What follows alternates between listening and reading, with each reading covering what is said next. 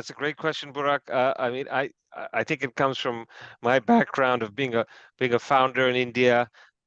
Back, gosh, now almost 15 years ago, we started up a Baba Job in India, and seeing the journey of being a founder in that market, and in fact, even before that, I actually moved to India back in '07, '08 to get involved with early stage ventures. And so I kind of believed in the thesis of, I think at that point there was very little venture capital, allocation and money available for entrepreneurs early stage in markets like India. And so I think it was there was a lot of later stage capital available for companies that are a little bit more developed, because I think in investors' minds, you're already taking a lot of risk. You're being an emerging market, you're being early stage. This is like the riskiest part of the investment of your investment portfolio. So it's like, okay, you put emerging market and then early stage. Wow, that's really so in a lot of investors' minds back then, 15 years ago, that was a very, very risky proposition. And so I think that's why there was a lot of less capital allocated there, and a lot of but a lot of great entrepreneurs, and that's what really brought me there.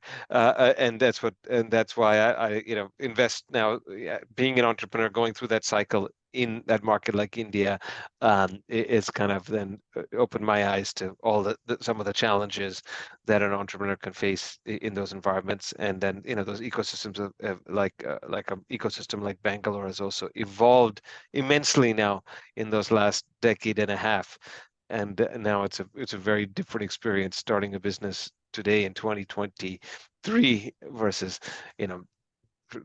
2007, 2008 timeframe as well. And how do you see the startup ecosystem in India evolving over the last 5 to 10 years time, as you mentioned Bangalore?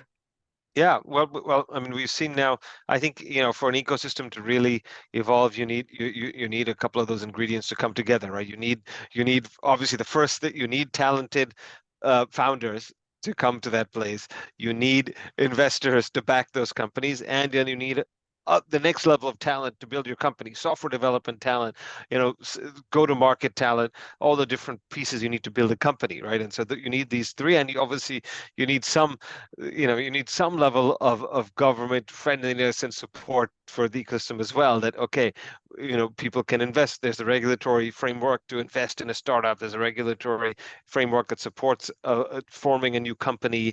All these things, which are not to be taken for granted either. Those are difficult things.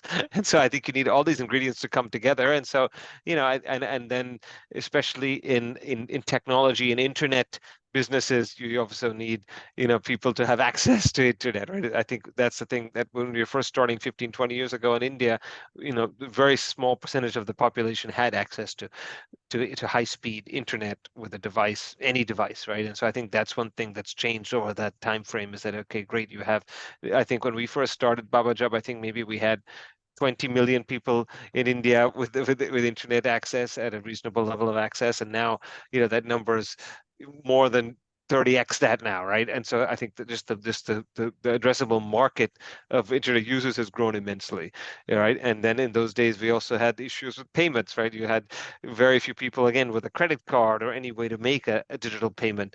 I remember we had to have a payment partner at that point. There was a company called Garpay, and they used to go and collect the cash from the customer, and then and then we had to pay them a fee, and then they would credit that to our account digitally, right? And so, and same thing with the biggest e-commerce success story of India, Flipkart. Their business really took off once they enabled cash on delivery, right? And so there were these fundamental infrastructure layers which were lacking at that point, where there was internet access, payments, and so one by one those things have been solved, right?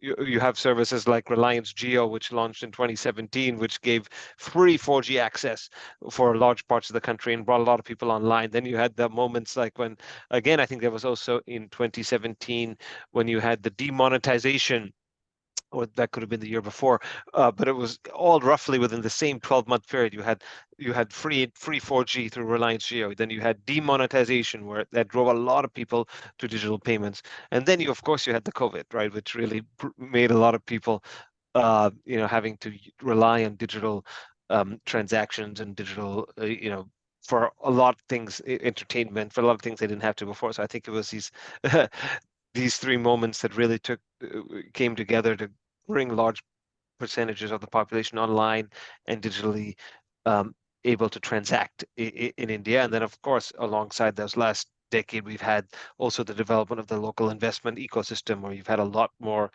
early stage investors, angels, or early stage funds willing to take those risks on entrepreneurs in the very beginning of their business journey. And I think that's evolved, and now you have a very healthy ecosystem of pre-seed, seed, Series A, Series B. Series B, you have like the whole ecosystem well, um, well formed in India at I this mean, point in the time.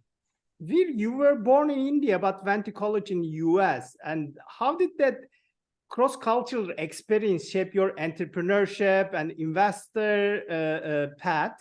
Was Yeah. entrepreneurship always a goal for you? How did you also, I mean, what prompted you to start Well, a first company, Baba Job? yeah, well, actually, no. I mean, I don't think I knew much about entrepreneurship growing probably until university. Was when I first, learned about entrepreneurship. I think it was actually a very famous entrepreneur now, but at that point he was starting his first company. It was a mix of this book I read by Nicholas Negroponte. He was running the lab in MIT at that point, and there was a book called Being Digital.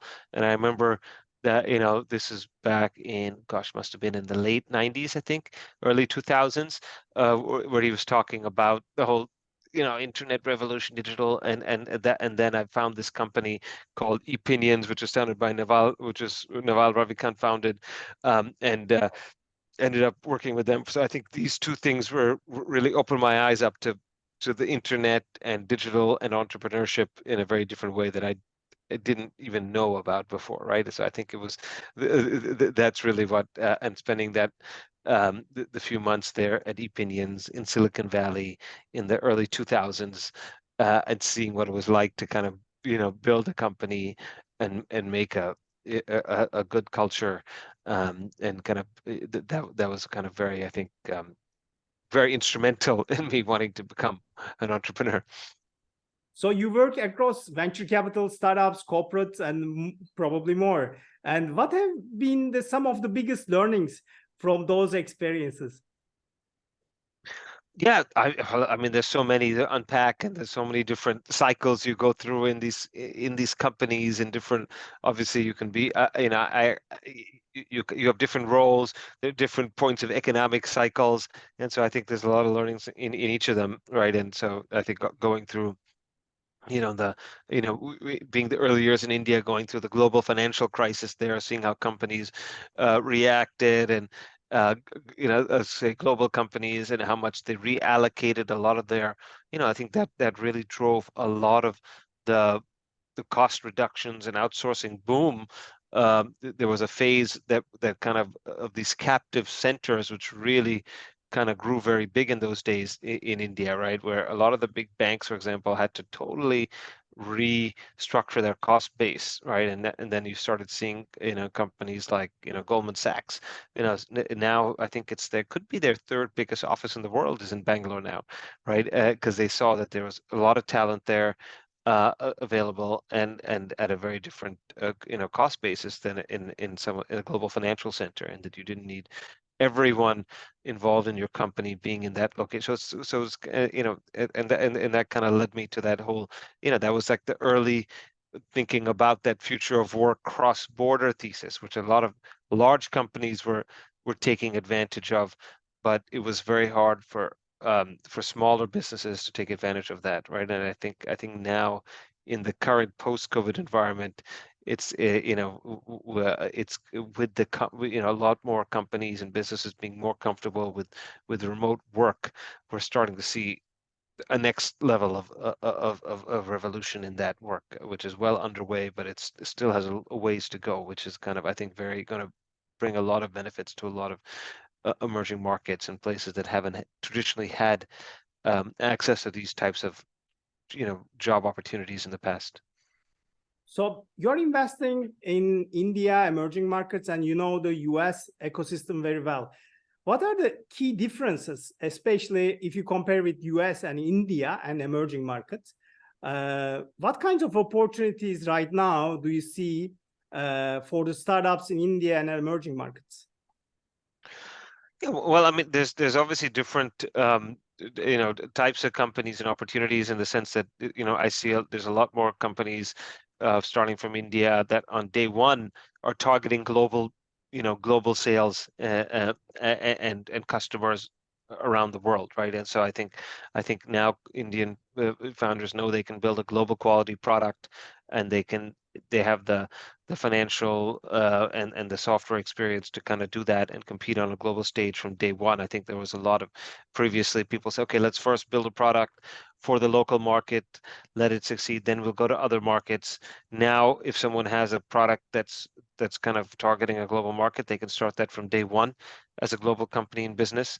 And so that's a trend, but obviously the local market is also, now India is now one of the largest economies in the world in itself, right? And so, selling to local corporates and local consumers is also extremely attractive as well. But it's still, when you look at things like the purchasing power per person is still much lower. So that you still have a large percentage of the economy in India that doesn't have that large discretionary spend, and so it really depends on which product you're building, and then which market you're targeting. But I'm seeing now companies from India starting from day one targeting different markets, right? And I'm sure even you might be seeing now people starting in India and then for example, targeting the MENA region and saying, hey, there's a gap in this space in Turkey, for example. Hey, we don't have a great HR tech recruiting tool for SMB businesses, for example, and you could build that out of India. That's also the case in Turkey. A big market always has an advantage and a curse. Most of the startups begin with the local market, then plan to go global. I think India has a huge market opportunity, and that may be the reason why the startups are focusing firstly local market as well. But as you mentioned, going global from the first day has a different mindset. And what kinds of advice should you give to scale and expand globally for the entrepreneurs?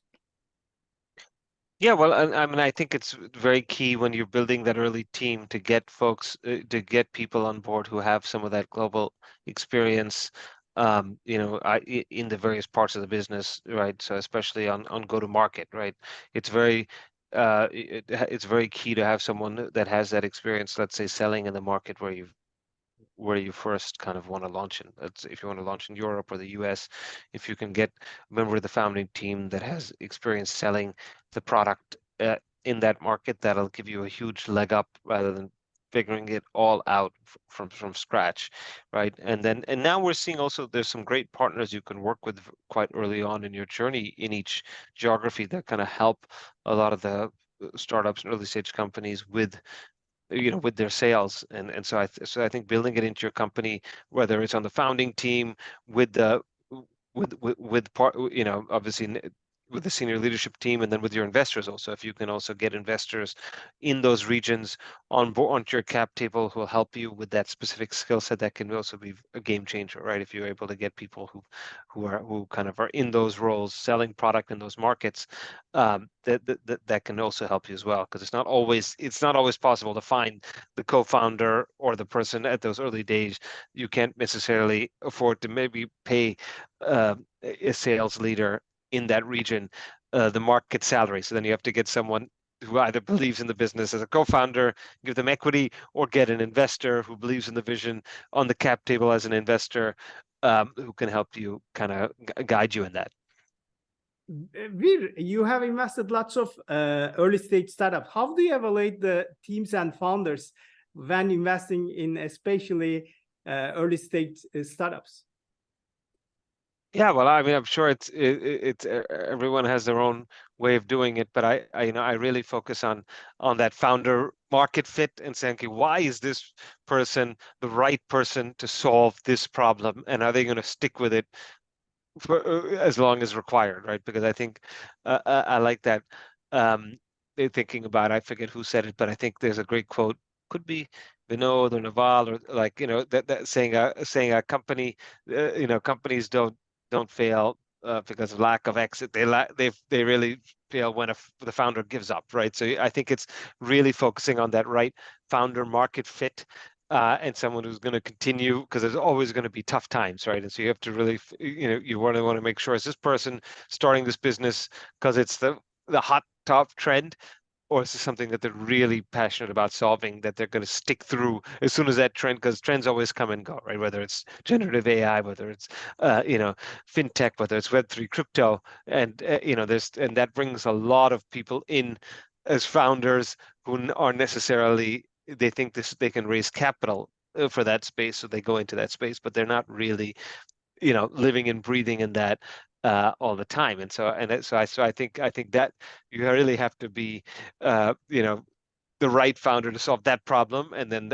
and be really mission driven on that, right? And I find that, we at Baba Job, having that, we had that mission really to kind of to create better livelihoods and better quality of life for these, help people get better jobs, right? And so that's kind of, we think, is the major step of having someone to have a better quality of life, is first get someone a better job with a higher salary, with a better commute, with a better employer, and that's the first step. So that was a very mission that drove us all in those early days, and as we grew, even, right? Because once you grow and can pay market salaries, and people get interested in the equity of your business, I think it's then very important to how can you get people continue joining the team? How do you keep that culture? How do you keep that mission?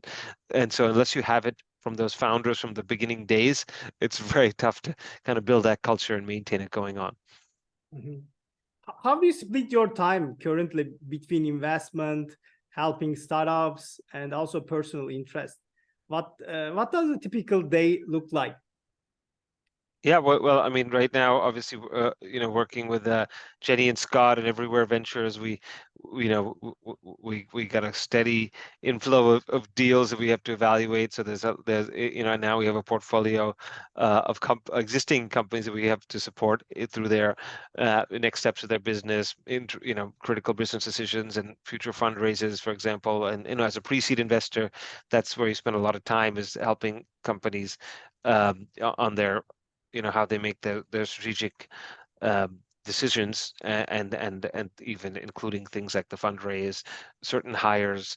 And so I think we allocate a bunch of time for that, for existing portfolio, and then for evaluating new deals into companies, like the one we just discussed, for example, and digging in and deciding if do they meet all those criteria. So I think it's a mix of that, a mix of stuff. And as I've transitioned out of, before I was doing that alongside being a executive at Indeed Recruit, so I think scaling that part down and being able to focus more on the early stage investments over the last few months has been very kind of eye-opening.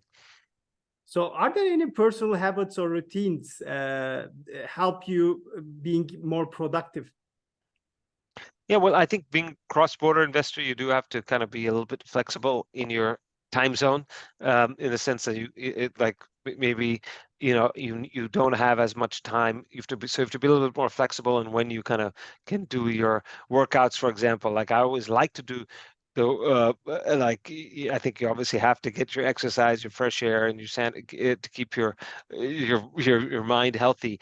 But I think you may have to be a little bit more flexible as a cross-border investor in the timings of that, given you're interfacing with a lot of people in different time zones. Sometimes you have to do in the morning and then in the evening. But I think I'm a big believer in sleep and getting your sleep as a founder. I always tell all my founders, I always ask, how are you sleeping, right? And so, because I think founders going through various ups and downs have a very sleep cycle. And so I think making sure you get that rest is extremely important, because I see a lot of founding teams struggle with that, and that leads to a lot of burnout and a lot of people not being able to achieve what they set out to achieve, right? So because they're so, I think you're so hungry that you won't really just pushing, but it's a long journey, and people think, oh, I'll do this for this amount of time, but it never is just this amount of time, right? Okay, maybe there's a big customer you're trying to land, or you're trying to close a fundraise, but there's always something next, right? And so I think you always have to. I always encourage the founders to take the time out to make sure they're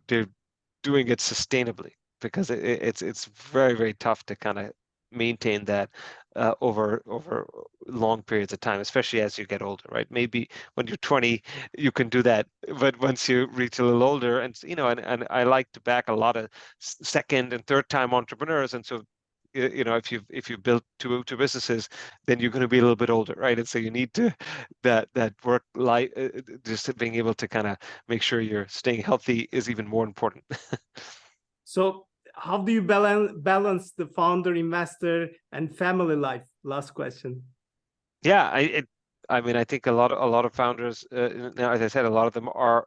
I think a lot of the best founders have been through the journey a few times, and so a lot of them do have similar work life. And so I think just blocking out that time and saying, okay, from this time to this time, I'm with the family, and then going back. I think it's much more healthy. Otherwise, if you don't block off those times and do that, then it's interfering with your work, or with the other, and you're not getting a full experience either with the founder or with the family. So I think blocking out and sticking to it it's very easy. It's the same thing to say, oh, just today I'll skip it, or I'll be distracted. But I think it's in the long term that kind of helps. I think really being disciplined about carving out those times is the best way to kind of maintain that both.